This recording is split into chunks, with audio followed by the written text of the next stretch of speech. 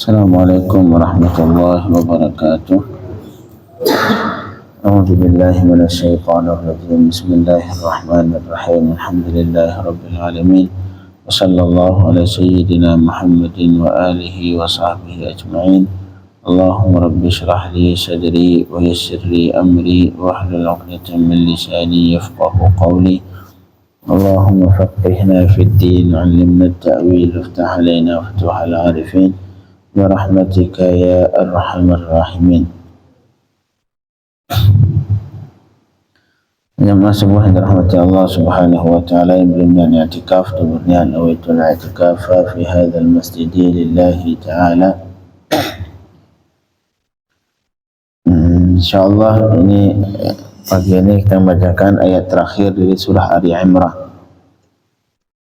Allah menutup ayat ini dengan sabar. Sabar seperti yang sering kita sampaikan, ada tiga dalam Islam. Sabar sendiri artinya adalah al-habsul nafsi ala ma takrah. Itu makna dari sabar, yaitu menahan oleh jiwa seseorang terhadap sesuatu yang tidak diinginkan. Nah, yang kita tidak inginkan itu ada kala berbentuk musibah, itu tidak kita inginkan. Ada kalanya yang tidak diinginkan oleh jiwa kita itu adalah terus menerus dalam taat. Itu kadang-kadang kita memulai taat sanggup, tapi untuk kuat, untuk continue istiqamah dalam sebuah ketaatan itu sedikit yang sanggup, karena itu tidak diinginkan oleh nafsu manusia. Yang ketiga yang tidak diinginkan oleh nafsu manusia adalah meninggalkan maksiat, terutama ketika sudah ada kesempatan. Nah, ketika kesempatan ada duit untuk diselewengkan mudah, yang tidak akan ketahuan di mata manusia, ataupun ada maksiat yang kalau kita lakukan tidak akan diketahui orang.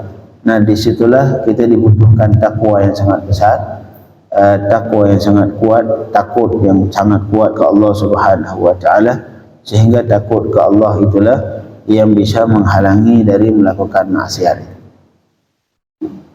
Karena ketika dihadapi maksiat, itu paling susah untuk dilawan. Karena saat itu terutama kalau ada kesempatan, mudah, tidak ada yang tahu.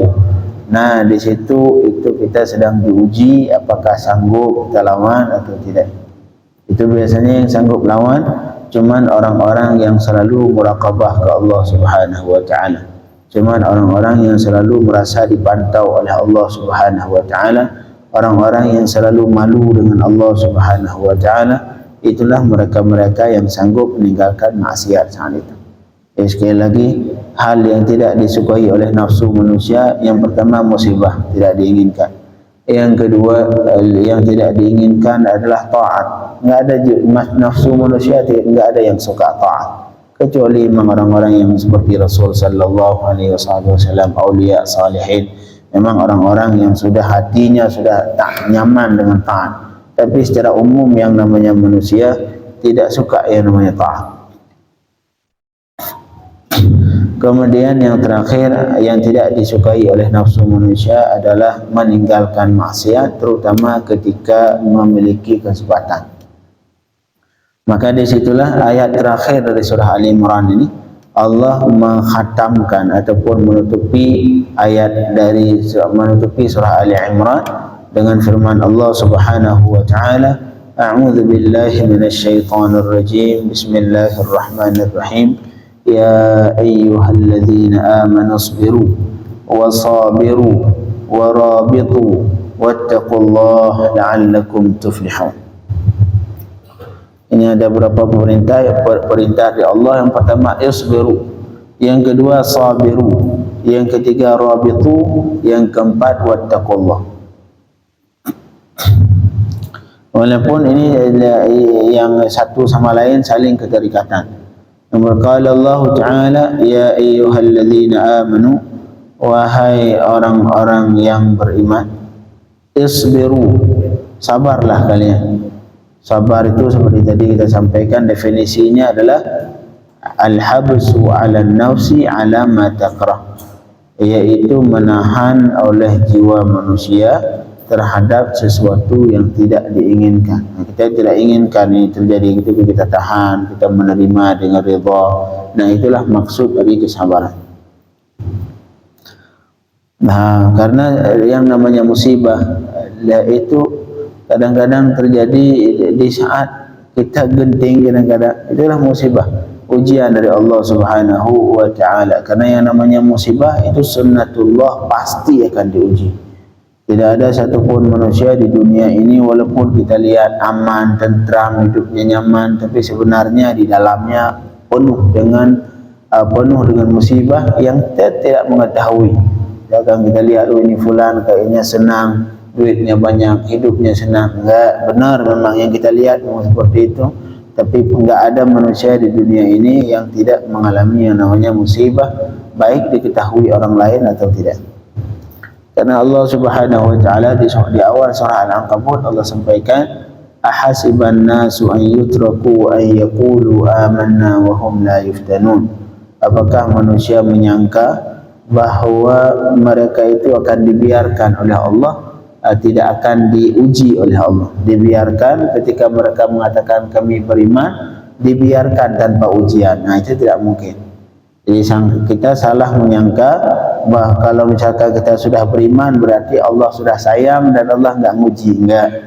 Yang Allah, jangankan kita yang manusia biasa, Rasul sendiri sallallahu alaihi wasallam dari sebelum lahir sudah diuji, sampai meninggal selalu dalam ujian.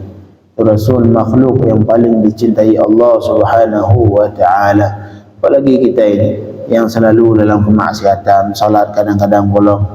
Nah, dalam hal ini jangan pernah ada perasaan bahwa ketika sudah beriman berarti Allah sudah sayang dan Allah tidak menguji. Enggak mungkin. Itu sudah sunnatullah Subhanahu wa taala, setiap orang yang beriman pasti diuji. Yang subhanallah, di surah Al-Furqan Allah menyampaikan bahwa waja'alna ba'dakum li ba'din fitnah, dan kami jadikan justru sebagian kalian wahai manusia menjadi ujian untuk sebagian yang lain. Kadang-kadang kita aman, kita sendiri aman, enggak ada musibah, tapi anak kita yang bermasalah, anak kita sakit, ya. Anak kita nyaman, masya Allah, alhamdulillah, kemudian istri kita yang ngomel mulu, juga mampu musibah. Ataupun istri kita aman, anak kita aman, tetangga kita jahat terus. Nah, ini juga sama. Artinya wajah kata Allah, waja'alna ba'dakum li ba'din fitnah, kami jadikan sebagian kalian wahai manusia justru menjadi ujian untuk sebagian yang lain. Makanya jangan menghindar. Hal seperti ini pasti terjadi. Ada kawan kita kadang-kadang dijatuhin, kita terus kerjaannya. Ada anak kita dia enggak pernah nurut, istri enggak pernah nurut, tetangga enggak pernah baik kepada kita. Nah, ini hal yang memang sudah sunnatullah Subhanahu wa taala. Makanya solusi ya di samping itu semua itu sudah pasti terjadi. Kita setuju atau tidak setuju, maka dari situ Allah ngasih solusi, ya iya ini solusinya. Ya ayyuhalladzina amanu sabiru, wahai orang yang beriman, bersabarlah kalian. Sabar artinya menerima dengan keadaan ridha. Isbiru ay ala ta'ati wal masa'ib wa 'anil ma'asi. Nah, inilah tiga sabar. Sabar yang pertama, sabar untuk taat. Sabar untuk taat. Karena bisa jadi kita hari ini kuat beribadat, besok malas. Hari ini sanggup berjamaah, besok sudah mulai malas-malasan berjamaah. Ini butuh kesabaran.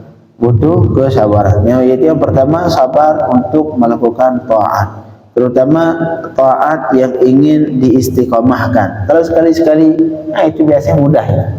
Kalau sekali-sekali jamaah sebulan sekali, salat jamaah giliran hari Jumat atau hari Lebaran, nah itu hal yang sangat mudah. Tapi untuk kontinu jamaah 5 waktu setiap hari, nah ini yang berat.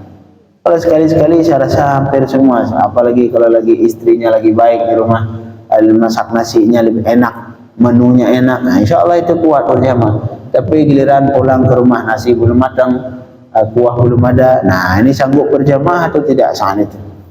Jadi makanya butuh kesabaran dalam istiqomah untuk taat ke Allah Subhanahu wa taala. Ini namanya sabar untuk taat. Yang kedua, wal masaib, sabar terhadap musibah yang diberikan Allah Subhanahu wa taala. Makanya kalau orang Yaman itu ada sebuah ungkapan yang mereka ucapkan ketika ada musibah, yang selain inna lillahi wa inna ilaihi raji'un, itu sudah ma'ruf.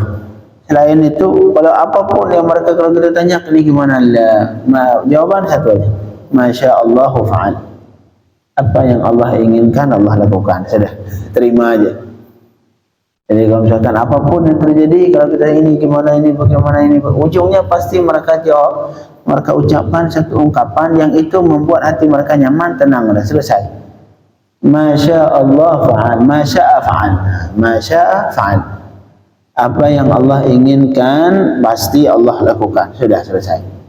Nah, kita ente setuju, enggak setuju, senang, enggak senang, masya fa'al.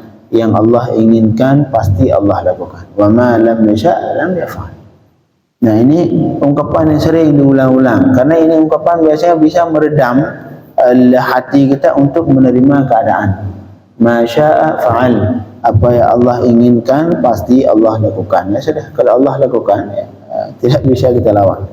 La ilaha illallah. Yang kedua adalah sabar. Yang kedua itu sabar terhadap musibah.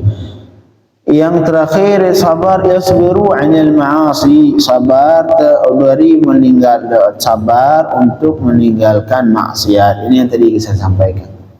Dari tiga pembagian sabar ini, kata ulama yang paling berat adalah sabar untuk tidak melakukan maksiat. Ini yang paling berat. Terutama ketika ada kesempatan. Ini duit di tangan kita, kita pakai atau tidak, enggak akan ada yang tahu. Nah, itu duit bukan hak kita. Nah, ini yang bermasalah. Kecuali kalau misalkan kita pakai lagi butuh sekedar hutang tadi ganti, itu lain cerita. Ini enggak, memang dipakai untuk diselewengkan. Nah, ini atau untuk dikhianati, terutama kita diamanahkan suatu khianat. Ini adalah butuh kesabaran yang luar biasa untuk meninggalkan yang maksiat. Jadi yang pertama perintah Allah Subhanahu wa taala, isbiru, sabar. Yang kedua wasabiru, la ilaha illallah. Kalau isbiru sabar, itu sabar yang tidak ada hubungan dengan orang lain. Kalau sabiru musabarah, artinya kita lebih sabar dibanding orang lain. Nah, itu sabiru. Diambil dari kalimat yang sama, sabiru itu dari kalimat sabara juga, cuman ditambah alif setelah sad. Jadi sabara, sekarang ditambah alif setelah sad, jadi sabara. Nah, yang artinya biasanya kalau yang sabara itu sudah berhubungan dengan yang lain, seperti qatala. Qatala artinya membunuh, kita yang bunuh sendiri. Kalau qatala itu berperang, artinya saling membunuh. Nah, itulah bahasa Arab. Terutama alif, jadi berubah maknanya, sudah adalah hubungan dua orang yang saling melakukan. Kalau isbiru kita sabar sendiri. Kalau sabiru artinya kita melawan sabar orang lain dengan cara supaya kita lebih sabar. Nah, ini makna sabar. Seperti artinya sudah berhubungan dengan orang lain. Seperti qatala, membunuh. Adapun qatala saling membunuh ataupun berperang. Nah, artinya orang lain juga ingin membunuh kita, kita juga ingin membunuh dia, itu qatala. Kalau qatala, kita doa yang membunuh. Sabara artinya sabar, kita yang sabar sendiri. Kalau sabara artinya kita melawan sabar orang lain dengan cara kita itu harus lebih sabar. Nah, wasabiru yang artinya kalian harus melawan sabar orang kafir. Artinya kalian harus lebih sabar dibanding orang kafir. Fala yakunu ashadda sabran minkum. Maka jangan sampai orang kafir itu lebih sabar dibanding kalian. Jangan. Kita mukmin harus melebihi kesabaran dibanding kesabaran orang kafir. Untuk zaman sekarang di mana ini yang melakukan ayat ini? Ya, orang Palestina, tidak ada yang lain. Yang lain semua lebih bisa dikatakan pengkhianat terhadap agama Islam semua. Termasuk saya, termasuk kita yang hadir di sini. Sekarang yang itu mereka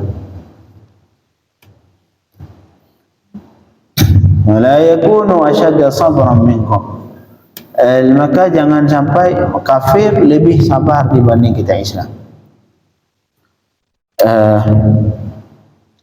Wasabiru, dan lawanlah kesabaran orang kafir, artinya kalian harus lebih sabar dibanding orang kafir, sehingga jangan sampai mereka lebih sabar dari kalian, terutama dalam perang seperti yang orang Palestina sekarang. Itulah mereka yang melakukan ayat yang menjalankan ayat sabirun. Orang kafir membardi terus, tapi dia tetap kuat, sabar dengan keadaan tidak mau mundur. Artinya mereka, kesabaran mereka melebihi kesabaran kafir. Kafir enggak kuat, dibom lagi per hari sampai ratusan yang meninggal syahid. Semoga mereka semua isi surga Allah Subhanahu wa taala, dan semoga Allah mengampuni dosa mereka. Kita biarkan mereka dalam keadaan seperti itu. Tapi kita setuju atau enggak setuju, yakin bahawa kita di hari kiamat semua dimintai pertanggungjawaban terhadap apa yang terjadi pada mereka. Enggak ada satupun dari kita yang hadir di sini yang nanti bakal lepas dari hari kiamat, termasuk saya. Akan ditanyakan semua nanti di hari kiamat, kenapa kalian membiarkan mereka. Semua Islam, semua muslimin dari masyrik sampai masyrik, dari maghrib sampai masyrik, nanti di hari kiamat ingat, pasti akan ditanyakan oleh Allah, kenapa engkau biarkan mereka.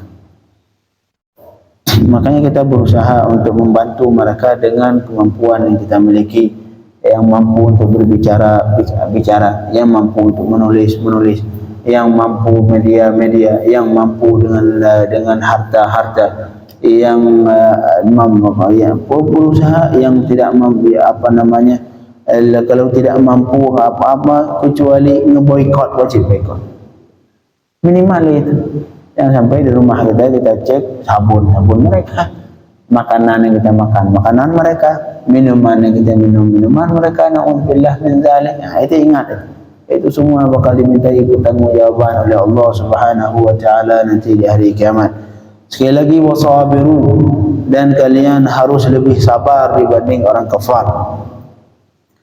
Warabitu, ini yang terakhir. Ini yang warabitu khusus mereka. Enggak ada muslimin yang lain satupun yang melakukan rabitu illa ahli Palestin sekarang. Warabitu, dan murabat, ribatlah kalian. Ribat ini artinya ay aqimu alal jihad. Kalian kuat, kekeh, tetap istiqamah dalam berjihad. Enggak pernah mau mundur. Nah, siapa yang melakukan ini? Ya mereka. Enggak ada lain. Negara samping-samping itu semua pada tidur semua itu.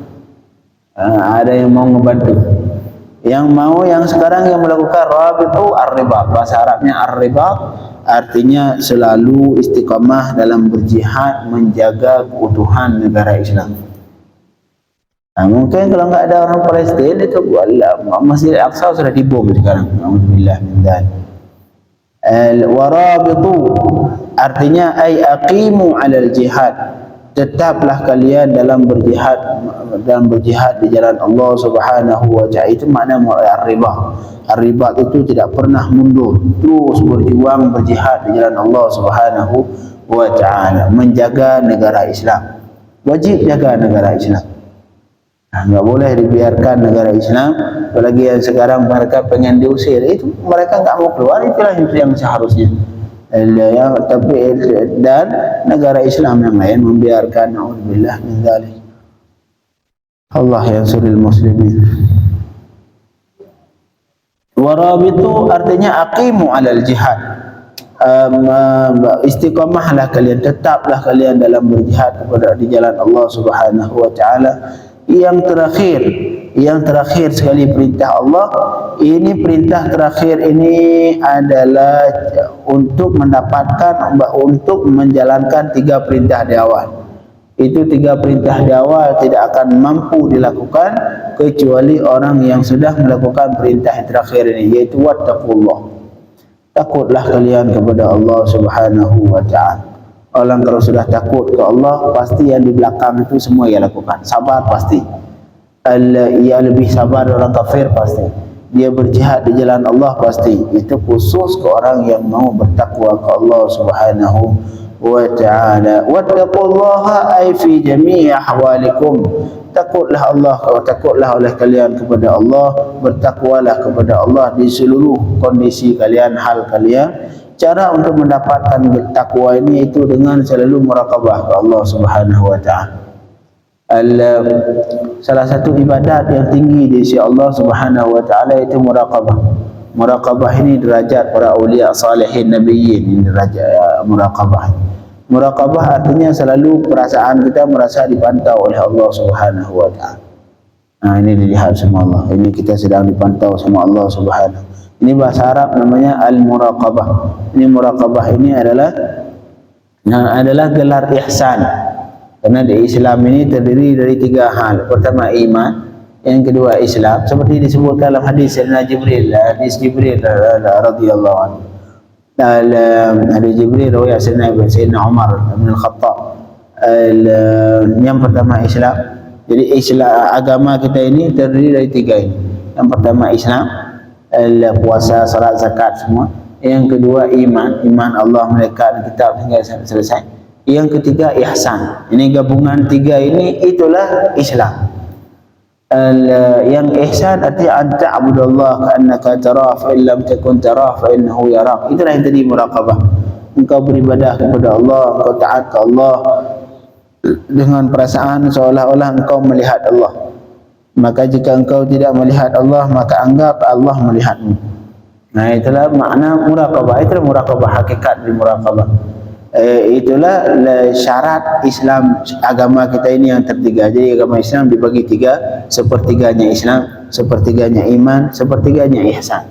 Ihsan itulah muraqabah, artinya merasa selalu dalam dipantau oleh Allah Subhanahu wa ta'ala, sehingga tidak berani melakukan maksiat walaupun ada kesempatan, dan selalu berkeinginan untuk melakukan taat karena merasa dipantau Allah Subhanahu wa ta'ala. Wattaqullah, dan bertakwalah kepada Allah Subhanahu wa ta'ala dalam seluruh hal kalian, la'allakum tuflihun, semoga kalian tuflihun, mendapat kemenangan. Tuflihun dalam bahasa Arab, untuk terutama dalam Al-Quran, ketika Allah menyampaikan mendapat kemenangan, itu artinya 2, gabungan 2. Yang pertama tafuzun fil jannah, kalian mendapat kemenangan dengan surga. Yang kedua watanjauna minan nar. Nah, itulah 2 itu. Gabungan 2 ini itulah yang menang. Menang dalam versi Allah Subhanahu wa ta'ala, itulah orang yang memiliki 2 ini nanti. Yang pertama ia masuk surga, yang kedua selamat dari neraka. Artinya dia selamat masuk ke surga tanpa didahului oleh neraka. Itu enggak selamat itu. Kalau sempat dihukum dulu di neraka sampai ratusan tahun, ribuan tahun, naudzubillah min dzalik, nah itu belum dianggap selamat, belum dianggap menang.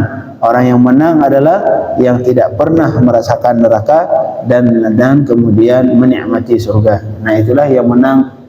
Ketika Allah sampaikan tuflihun qad aflahal mu'minun. Nah, inilah maksud dari kemenangan dalam Al-Quran. Nah, selesai sudah di surah Ali Imran. InsyaAllah malam pagi besok kita lanjutkan ke surah An-Nisa. Cuman warid dalam hadis, anna man qara' surat Al Imran a'tahu Allah bi kulli ayatin amanan ala jisri jahannam. Ini kelebihan surah Ali Imran. Siapa saja yang membaca surah Ali Imran, Allah akan memberikan kepadanya dengan setiap ayat. Dalam setiap ayat yang kita baca dari surah Ali Imran, setiap ayat Allah berikan amanan ala jisri jahannam, akan keamanan nanti di atas jahannam, itu jalan di atas jahannam, jembatan di atas jahannam. Karena nanti untuk masuk surga harus melewati jembatan itu. Jembatan itu di atas jahannam. Kalau yang sedikit terpeleset langsung ke neraka jahannam, naudzubillah min dzalik. Nah, disebutkan dalam hadis, siapa saja yang membaca surah Ali Imran, dan maka Allah dalam setiap ayat Allah berikan satu keamanan nanti di ketika melewati jalan di atas jembatan di atas neraka Jahannam. Allahumma faqihna fid din wa 'allimna at-ta'wil waftah 'alaina futuhal 'arifin. Sallallahu alaihi sayyidina Muhammadin wa alihi wa sahbihi wasallam. Walhamdulillahi rabbil alamin.